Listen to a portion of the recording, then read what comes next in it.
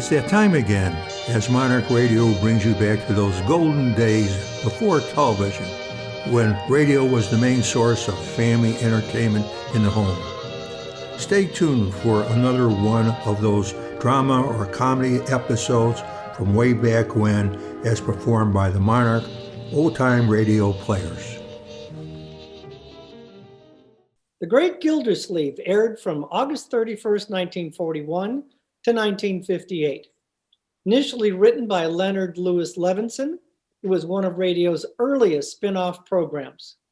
The series was built around the character Throckmorton Gildersleeve, played by Harold Peary, a regular character in the radio's Fibber McGee and Molly situation comedy.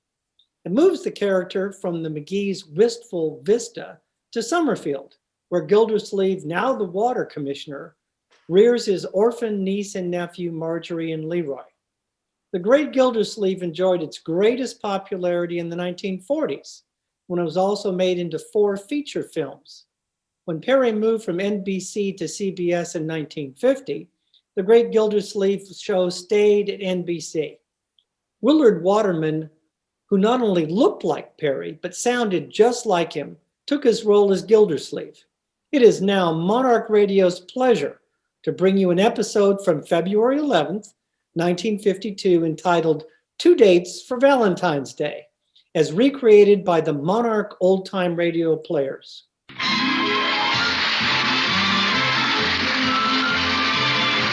Monarch Radio, the voice of Nipomo, California, brings to its listening audience a recreation of the Great Gildersleeve episode entitled 2 Dates for Valentine's Day, as performed by the Monarch old-time radio players.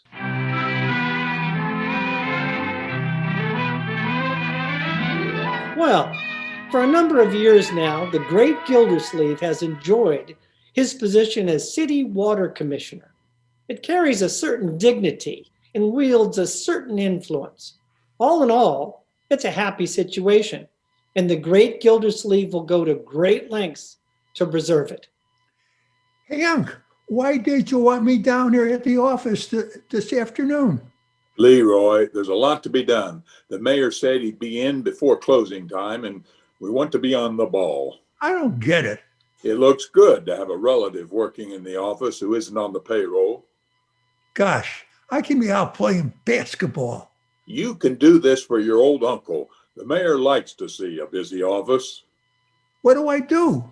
You can stuff water bills in the envelopes and lick the stamps. Before dinner? Leroy, use a sponge. Okay, right after I type a letter to our dog. Yes. You know, Unc, we ought to name that dog. I'm writing him a letter, and I don't even know who to send it to. Well, if you have anything to tell the dog, phone him. I wouldn't want the mayor to come in and catch you wasting water department stationery on a Great Dane. I'll just write one page. Dear dog. Leroy, cut out the monkey shines. This is dog shine. Well, get that out of the typewriter. I don't want the mayor to see it. Okay. Unc, why are you so afraid of the mayor? I'm not afraid of him. I respect him. He's my boss. And he can cut off your water. Young man, I'm the one who cuts off the water around here. I mind my business. He minds his. Why, the mayor wouldn't dare to. Hello, Mr. Mayor. Hello, Gildersleeve. Mayor Terwilliger. You know my nephew, Leroy. Oh, yes. Hello, Leroy. Hi. Having fun playing with the city typewriter? Yeah. Leroy's just down here helping me, Mr. Mayor.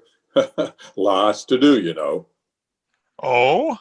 He's sending out statements to the customers. Oh, I see. Is this one here? Dear dog.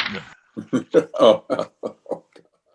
Well, Gildersleeve, I knew the water department had a lot of new consumers, but I didn't know we had any dogs on the books. I'm sorry, Mr. Mayor. Leroy was just writing a note to our Great Dane.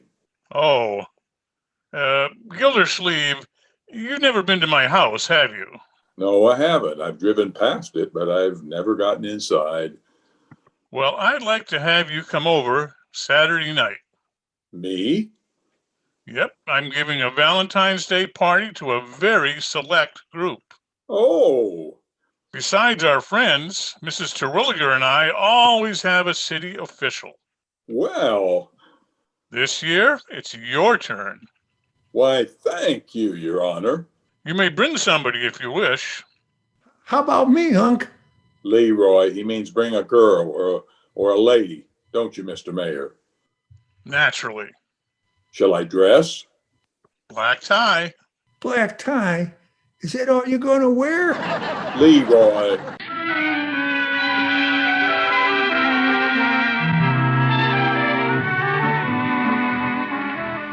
Imagine being invited to the mayor's house. By George Gildersleeve, you're getting up in the world. I think I'll drop in and tell Peavy about this. Hello, Peavy.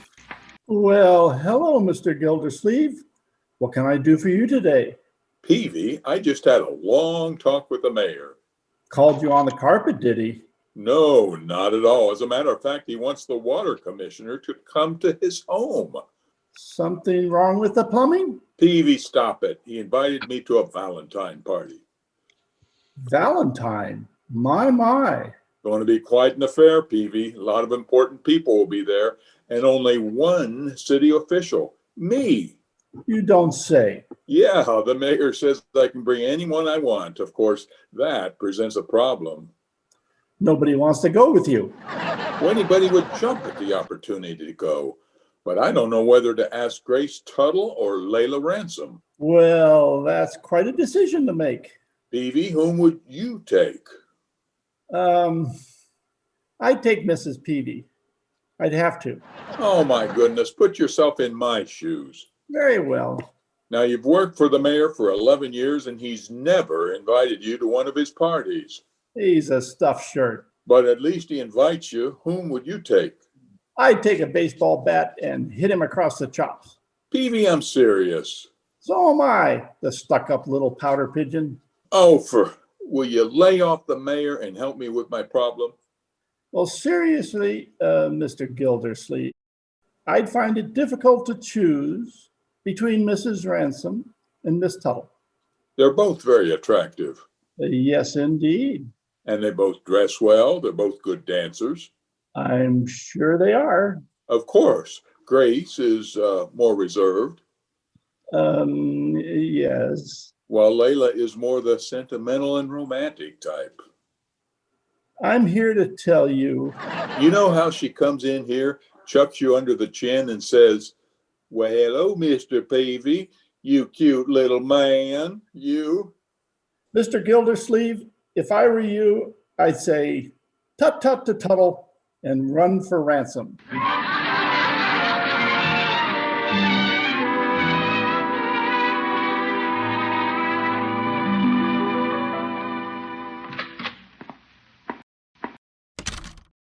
Hello, Leroy. Hi, Hunk. That you, Mr. Gildersleeve? Yes, Bertie. If I'd known you was coming home so soon, I'd have rolled out the red carpet. What's this? Leroy told me about your getting invited to the mayor's. Well, Yes, sir. The water commissioner's going to make a big splash. yeah, I guess I better phone and rent that same tuxedo I had New Year's Eve. Yes, sir. If it's a big party, you'd better phone before all the stylish stouts are gone. Yeah, but first I have to decide about my date. I'm weighing Miss Tuttle and Mrs. Ransom carefully. How much do they weigh? Leroy, I'm trying to decide which one I should take to the party. Well, you can't go wrong with either one.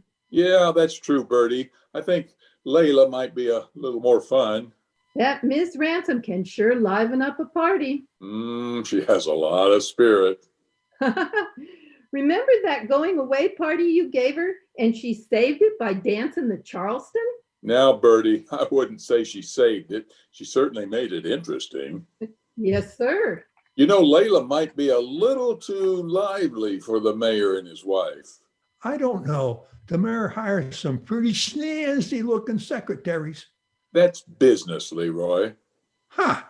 Well, it is. The mayor is strictly business, and looking at it from all angles, Miss Tuttle might be the one to take to the mayor's party.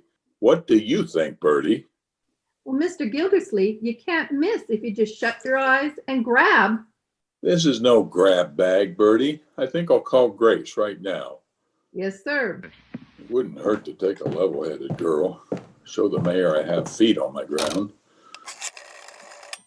As far as Layla's concerned, she doesn't even know I'm going to the party. Hello? Grace? This is Throckmorton. Oh, yes, Throckmorton. I don't suppose anybody's asked you to a Valentine party. Just how do you mean that? Well, what I mean is, if you're not busy Saturday evening, are you? Well, a long line is already forming in front of my door, but what do you have in mind? Perhaps I can move you up. Well, the mayor has honored me with an invitation to his home, and I'd like to have you go with me. That's wonderful, Throckmorton. I'd love to. You're very sweet to think of me. Well, I've given it a lot of thought. It's formal, I hope. Oh, yes, indeed. Very. I'm just dying to wear an evening dress again. Yeah, and I'd like to wear them too. Well, a tuxedo, I mean. Let's say I pick you up around 7 Saturday. I'll be ready. Oh, this is so exciting. I'm glad you're looking forward to it. Goodbye, Grace. Goodbye, Throckmorton. You're all set with Miss Tuttle, Unc? Yep, I called her. Being a school teacher, she'll fit right in with the Tony people the mayor will invite. She has dignity, poise, charm. Yeah, and if the party starts to die, you can send for Mrs. Ransom to come do the Charleston. Leroy.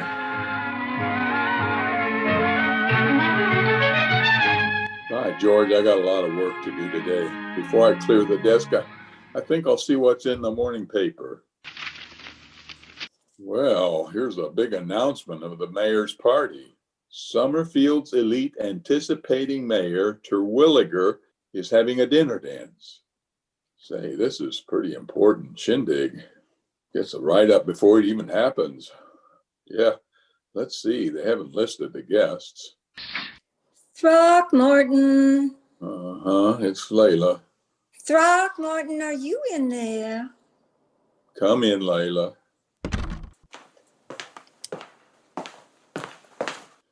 I wonder if she read about the party and came down here for a reason. Good morning, Throckmorton. Well, hello, Layla. Aren't you out a little early this morning? Well, I had some shopping to do. But the stores aren't even open. Well, I know you won't mind if I wait here until they are. Oh, no. Delighted to see you. Just sit down. Ah, thank you. I see you're reading the morning paper. Paper? I read it hours ago. Oh? I suppose you noticed the mayor's giving a party Saturday night. Oh, he is? Well, it's right there under your nose. Summerfield's elite anticipating Mayor Terwilliger's dinner dance. Well. So the mayor's giving a party. How about that? Well, you sound like it's news to you. Well, that's why they print newspapers. News. Throckmorton, aren't you invited? Well, it's a strange thing, Layla. I've never been to the mayor's house. Are you going this time? Long as I work for the mayor, I've never been in his house. Are you invited? 11 years, and I've never once been in his house. Throckmorton, are you going to his party? The mayor has a party every year, and I've never been there. Throckmorton, did he invite you to the party Saturday night? Answer yes or no. Well, Layla. Oh, I shouldn't have asked you that.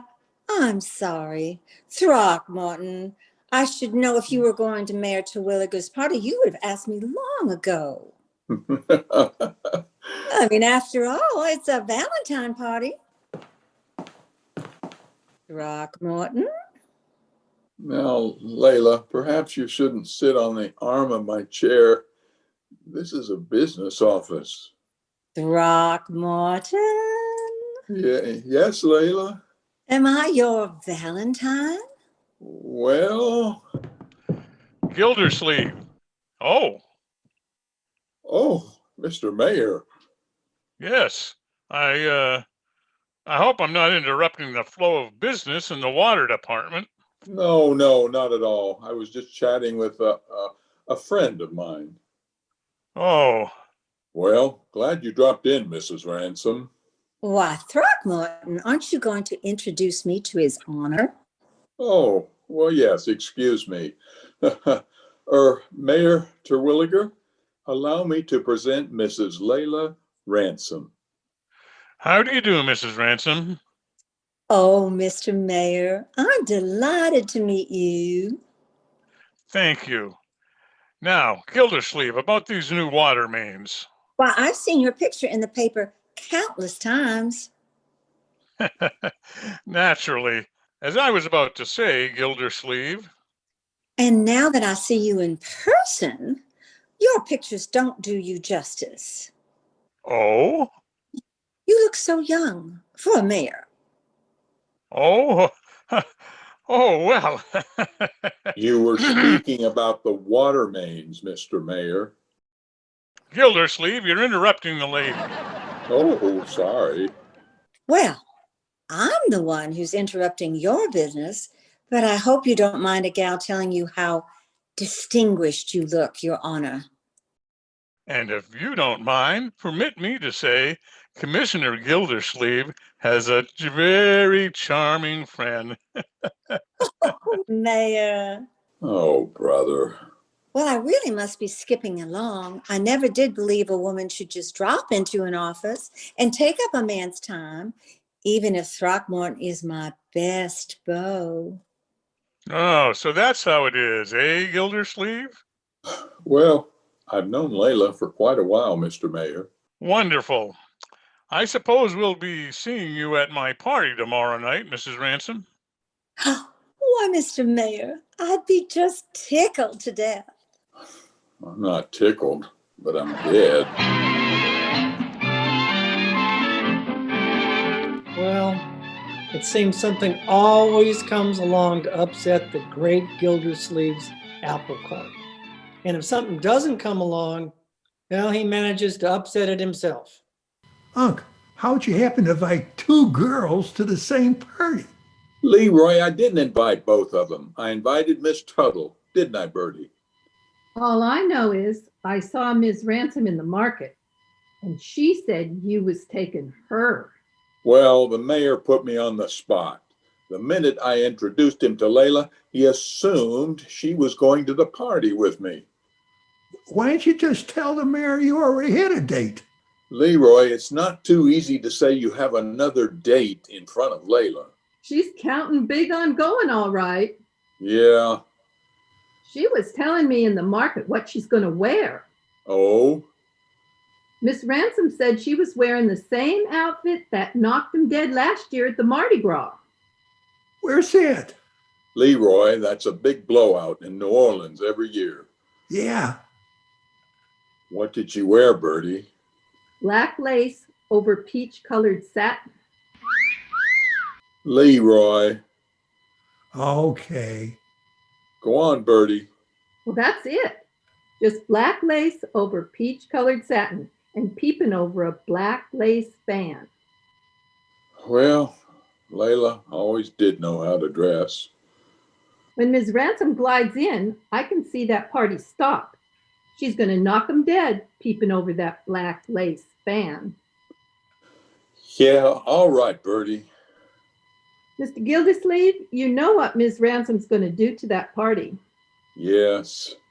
That's right. She's going to knock him dead peeping over that black lace fan. Well, there must be some way out of this. Why don't you get smart and get out of town? Oh, don't be silly. I've got a good excuse for you. Well, what is it? Tell the girls our Great Dane is homesick and you have to take him back to Canada. Oh, don't be ridiculous. There's only one thing to do. Yeah. Just go over to Layla's and tell her the truth. Truth never hurt anybody. Well, in case the girls don't know that, which hospital will you be in? Leroy.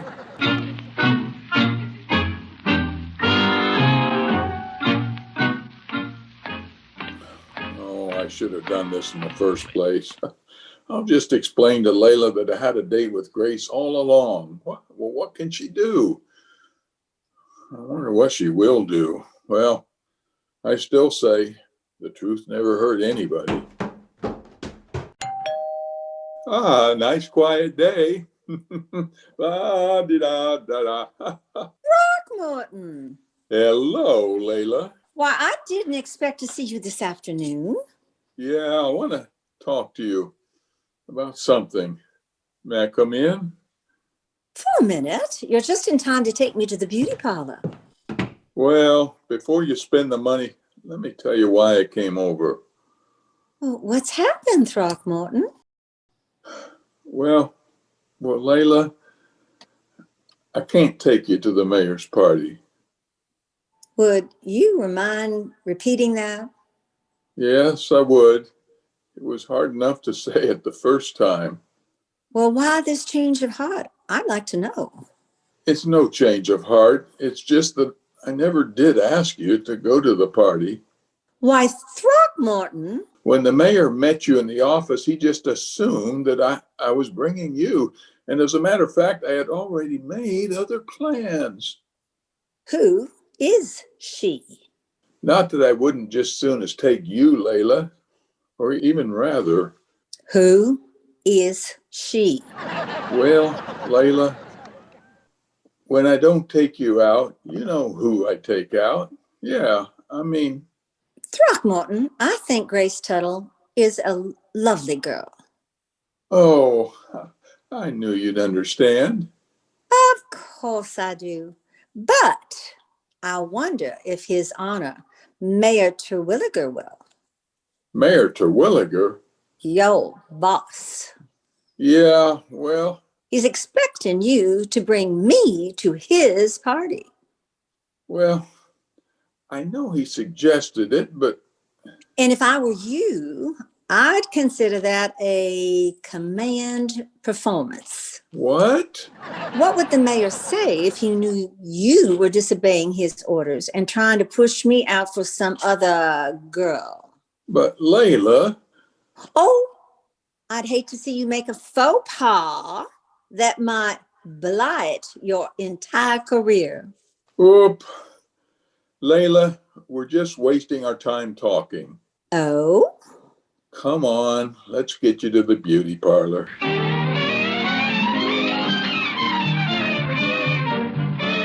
Well, there's only one thing left to do. Break the date with Grace. I'll just tell her the truth. I'll explain that the mayor invited Layla and he's expecting me to bring her. I had nothing to do with it. Throckmorton. Hello, Grace. What a surprise. Won't you come in? Thank you. Let me take your hat. No, thanks. I'll just hold it. Grace, I don't imagine the mayor's party means too much to you. You have all those good books and all. Well, I'm certainly looking forward to going. Grace, I must be honest with you. I'm sorry, but I can't take you. Oh? I thought it best to just come out and put my cards on the table. You don't have one up your sleeve, do you? Grace, you know me better than that. Go on, Throckmorton. You're dealing. Well, it just happens the mayor made arrangements for me to bring somebody else to his party. Yeah, and I had nothing to do with it. I understand how those things can happen. That's all right. Well, at least you had the fun of planning to go. Oh, it's just been ducking. I hope this hasn't put you out too much. Oh, not at all. Of course, I spent my next 6 months' salary for a party dress, but that's all right. Well, maybe they'll take it back. If they don't, and worse comes to worse, I can always eat it. Looks like ice cream anyway. Grace, I'm sorry about it. I wouldn't have had it happen for anything in the world. Forget it, Throckmorton. Oh, Grace, you're a brick. I suspect I'm a little batty too. Well, goodbye. Throckmorton? Yes? Forgive me for being a bit curious, but is this girl you're taking a relative of the mayor? A relative? Oh, no. Just a friend of the family, I suppose? Well, he just met her. Yeah, Yes? oh, what the heck. You'll find it out anyway. It's Layla. Oh, handsome ransom again. She was in my office the other day when the mayor came in. Does she make a practice of visiting your office? Oh, no. She just happened in and the mayor assumed I was taking her to the party. Why? Well, he thought she was my girlfriend. Oh, this was after you asked me to go. Well, yes. Why didn't you lay your cards on their table? Well, Throckmorton, I'm going to trump your ace. what? You're taking me to that party. Oh.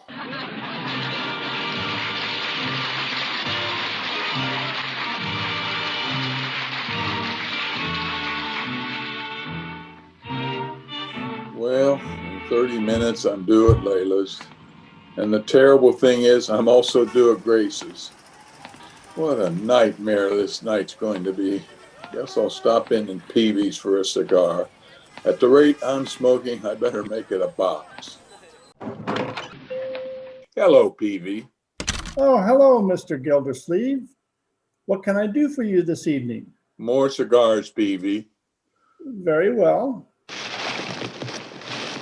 You cut quite a figure in that tux. Yeah, Which young lady did you invite to the mayor's party?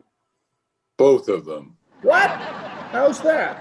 Well, I invited Grace, and then the mayor saw me with Layla and suggested I bring her. Well, what could I do? Well, it's a little late to talk about what you could have done. The point is, what are you going to do? Peavy, this is the worst predicament I've ever been in. You don't say. I explained the situation to both girls, but neither one would let me off the hook. Big fish like you should be able to get off the hook.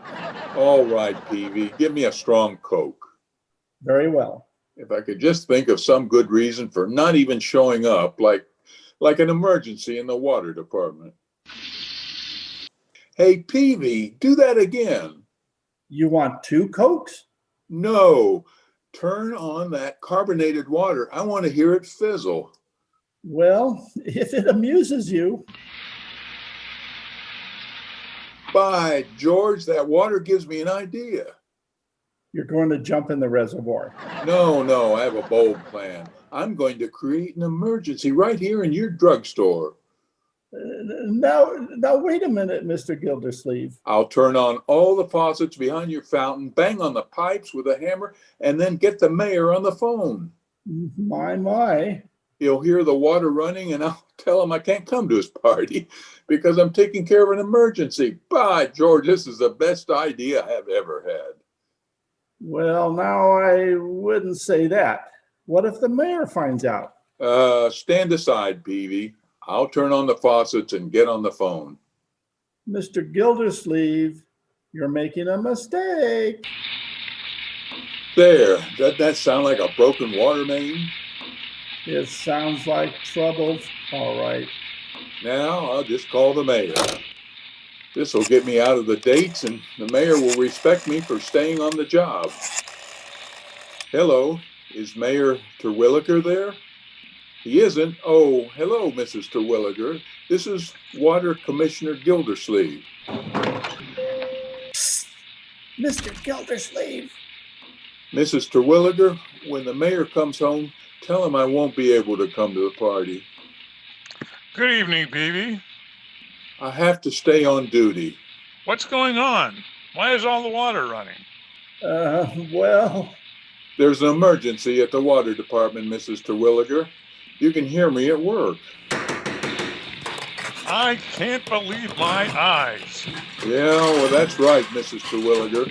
So if you'll express my regrets to the mayor, you said he went down to Peavy's drugstore? Gildersleeve! Oh.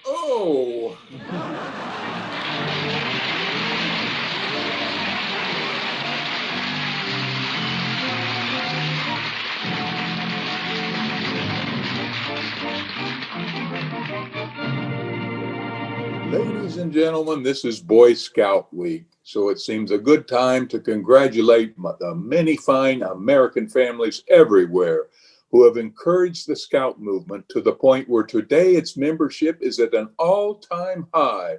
Yes, sir, there are more than 3,250,000 Cub Scouts, Boy Scouts, Explorers, and adult leaders. And Leroy? Yeah, Unc? I want to congratulate you on your 43rd birthday. 43rd birthday, me? As a member of the Boy Scouts, my boy, this week you're celebrating your 43rd birthday. Oh, sure, Unc. Hey, Unc, Yes? we need leaders. Have you ever considered joining the Boy Scouts? After what happened to me tonight, I've even thought about joining the Foreign Legion. What happened to your 2 dates? Well, the mayor found escorts for them. They're probably having a wonderful time. What do you suppose the mayor is going to say to you tomorrow? Not a thing, my boy. No? He said it all tonight. Good night, folks.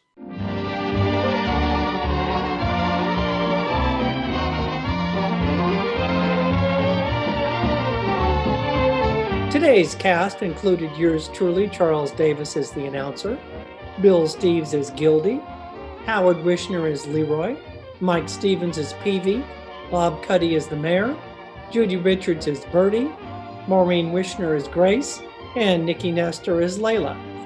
This episode was recorded and video edited by Judy Katz. This episode was directed by Howard Wishner, who also provided sound effects using recordings from free sfx.co.uk, as well as portions from the original broadcast. Casting and script selection was provided by Maureen Wishner.